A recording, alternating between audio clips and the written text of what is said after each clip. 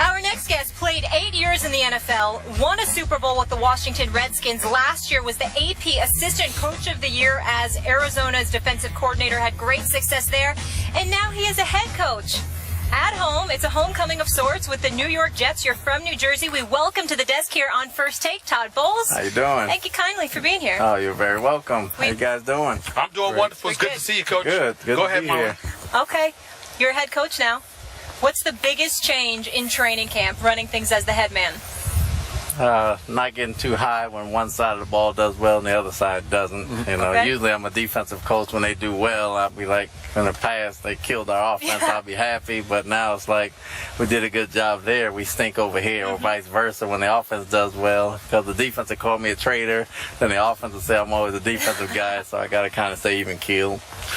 One of the things, Coach, that everybody's been saying about with you is that they've lamented stuff from the past in terms of having a head coach that primarily focused on defense. You're a defensive coordinator. One of the hesitations prior to your hire was folks didn't want a defensive mind coming into the New York Jets because they felt that obviously the team needed to focus on offense. How much were you mindful of that whole belief system, or that what people were saying about the New York Jets? Because since you've taken over as head coach in conjunction with McCagnon, obviously y'all have zeroed in and focused a lot on the offense as well as the defense. Well, you don't pay it too much mind. You try to be yourself. You know, if you look at history, most of the Super Bowl coaches primarily are defensive coaches. Carroll and Belichick from last year, and you can go on with Parcells and Dungy and Tomlin, and there's Paytons and Holmgrens and Shanahans mixed in. But a lot of the coaches that win the Super Bowl are defensive coaches. So you just got to understand the coach. It's easier to be an offensive head coach and offensive coordinator because you call the plays, and most of the things that happen on the field game time are offensively. You worried about the clock, you worry about the timeouts, you worry about those type of things. And defensively, calling the plays, you get locked in, you can lose thought to the other side. So I'm trying to be well-rounded. Coach, we were going back and forth to start this show about Jets' chances this year, and I said, well, there's one big X factor that I don't know, and that's you. Love what I've seen so far, love your background and your pedigree and all the coaches you came up under, but I've been covering this league for a long time, and you see some guys who are born to be coordinators and not head coaches. So Molly asked you that opening question. What, in your career, what's been the key transition point for a guy to become a successful head coach? Well, the key is just to be yourself. They teach you a lot of football from your predecessors, but you can't be like them.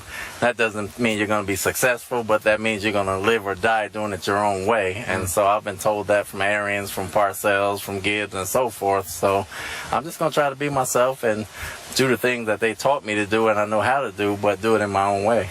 How sick have you gotten of being asked about Rex Ryan? Because he did loom over this franchise for a few years. I don't get sick at all, man. I think Rex is a great coach. I think he's a great guy. I have no problems with him. And regardless of whether it was Rex or somebody else that I was taking the place of, there's going to be a comparison every time you change coaches, whether they win the Super Bowl and retire, whether they don't win well. So you just take it with a grain of salt and let the outside world handle it, and you just stay to yourself and keep working. I'm looking at this team right now, Coach, and obviously I think this defense has the opportunity. They have the chance to be the best defense in the NFL. A, do you believe that? And B, does this really come down to the quarterback in terms of the success that you expect this team to have? I think the success comes down to the whole team. As far as being the best defense in the NFL, they've been that over a few years, and they've been that in the past. That hasn't won any games. We're trying to win ball games here. If we're 28th in the league and we go to the Super Bowl, then we did a good job. You know, if we're number one in defense and we're 1-15, it doesn't do us any good being number one in defense. The main thing is for us to win games, and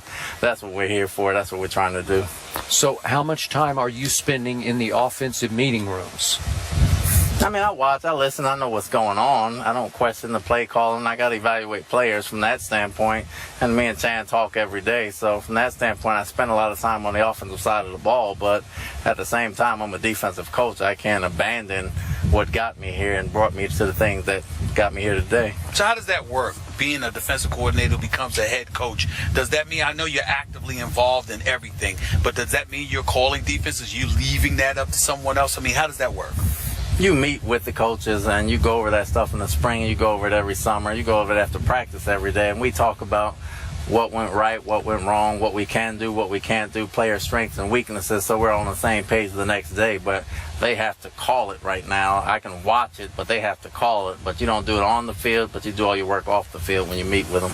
So you have named Geno the starter. Is that in ink or in pencil so far? Ink can be crossed out and pencil can be erased, so it's a matter of what you want to say. And that's not just Geno, that's every position.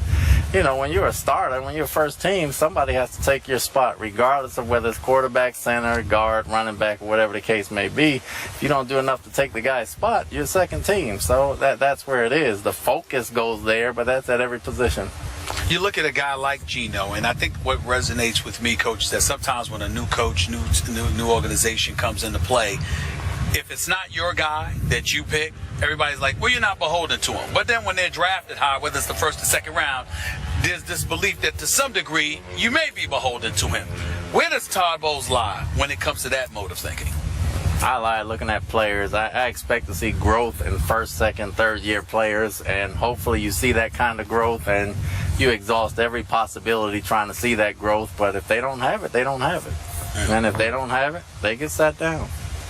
So you have a guy who's been around for a while in Ryan Fitzpatrick, maybe not a top-tier quarterback, but a guy who's won some football games. My view is that at some point, if he can manage a game a little better than Geno, that would be the way I would go. Your response to that thought? Well, I don't really pay attention to the outside world. I have to see it for myself, and I'll make that decision if it comes to that, and it has not come to that from this standpoint. So we're standing as we are right now. As you look at the AFC East, what's the key to winning this division? Toughness and staying healthy. I mean, it's going to be a bloodbath. Obviously, New England won the Super Bowl and everything goes through them. Buffalo's a damn good team and Miami's a damn good team. So we just have to concentrate on ourselves and concentrate on the little things, and we have to play everybody out of the division as well. So you take it a game at a time, and you don't get too high or too low, and you see where you come up at the end. Coach, before we let you go, a really unfortunate situation, obviously, with Sheldon Richardson. How do you guys plan on handling that moving forward? So we talked about it. Obviously, the Missouri police and the NFL have to handle their process, and he's already suspended 4 games, as we know. And when all that stuff, the legal stuff comes out, I'm sure there'll be some consequences at that standpoint. But when you mess up 2 times in a row, and Sheldon knows this, you have to pay some type of penalty, and we're ready to accept that penalty. And we're just trying to get Sheldon better as a man. We understand what he is as a player, but if you can't become a better man, you'll never be that kind of player. How you going to be without him? We'll be fine. We'll be just fine. We got a lot of guys down there. We got some veterans, Vickerson and Bowen. We drafted Leonard. We got some rookie free agents that can play a little bit, so we'll be okay without them. Okay. Leonard's all right. Welcome home. Thank Congrats you. on being the head man. Best of luck this season. Thank you so much for joining us. And you got a couple pieces on defense, but also on offense. A true #1 receiver in Brandon Marshall. The guy is a stud. We are looking forward to talking to him. He is going to join us next on the other side. This is First Take from Florham Park, New Jersey. Thank Stay you. here.